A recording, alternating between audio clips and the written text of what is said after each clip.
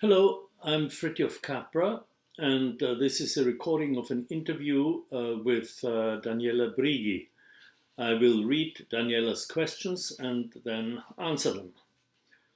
So the first question is, who are you? How did your story begin? Well, I grew up in Austria, in the Tyrolean Alps. My mother was a poet. My father was a lawyer and an amateur philosopher. So in our family, the conversations were often about art and philosophy. In high school, I had a very enthusiastic mathematics teacher, which stimulated in me the love of abstract thinking, of mathematics. And then I went to university and studied first mathematics, but then switched to physics and became a physicist. Next question is, what are the most important moments and meetings in your life? Well, I would say one key meeting was first not in person, but through a book, the book Physics and Philosophy by Werner Heisenberg. I read it as a young student, and in this book, Heisenberg describes this very dramatic and exciting time in the 1920s when a handful of physicists discovered a new kind of reality in their atomic and subatomic experiments, a reality they were first totally unable to describe, and which forced them to dramatically change their concepts, their language, and so on. And this had deep philosophical implications, and Heisenberg describes this very vividly, and this is a book that influenced me very much. I got my physics degree in the mid-60s and then moved first to Paris and then to California and became involved in the whole counterculture movement of that time, became very interested in Eastern philosophy, read the Bhagavad Gita, studied writings by Alan Watts, by Krishnamurti, by D.T. Suzuki, and so on. And I actually met both Alan Watts and Krishnamurti in the late 1960s in California. And those were two of the most influential meetings I had.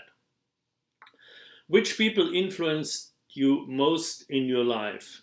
Well, there are many scientists, thinkers, and spiritual leaders who have inspired me.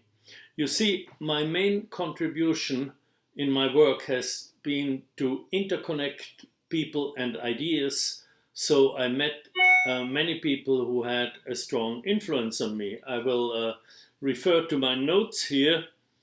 In science, in the early years of my work, I would mention Werner Heisenberg, whom I have mentioned already, and Geoffrey Chew. In other scientific fields, Gregory Bateson, Stanislav Grof, Adi Lang. More recently, still in science, I would say Umberto Maturana, Francisco Varela, Ilya Prigogine, Lynn Margulis. Then, more generally, Alan Watts, whom I mentioned already, E.F. Schumacher, Hazel Henderson, Vandana Shiva. A strong inspiration has come from feminist writers, Germaine Greer, Adrienne Rich, Carolyn Merchant, and Charlene Spretnak. The last two I know personally. And finally, among spiritual leaders, I would mention Mahatma Gandhi, the Dalai Lama, J. Krishnamurti, the Benedictine monk Brother David Steindl Rast, and Satish Kumar. And here actually I would add also artists here, two artists, both musicians, Ali Akbar Khan and John Coltrane, who have both led me to spiritual experiences with their music. So that's a long list, and I'm sure I could add more. If you had a huge amount of power, what would you teach? Well, actually, I do have a fair amount of power of education and persuasion because my books are being read by millions, hundreds of thousands of people around the world.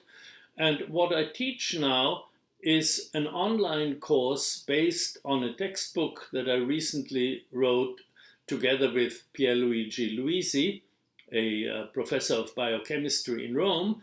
The textbook is called The Systems View of Life, and it is actually a whole synthesis of my work, a conceptual framework that integrates four dimensions of life: the biological dimension, obviously, but also the cognitive, the social dimension, and the ecological dimension. And we also discuss philosophical implications, but also social and political implications in the book.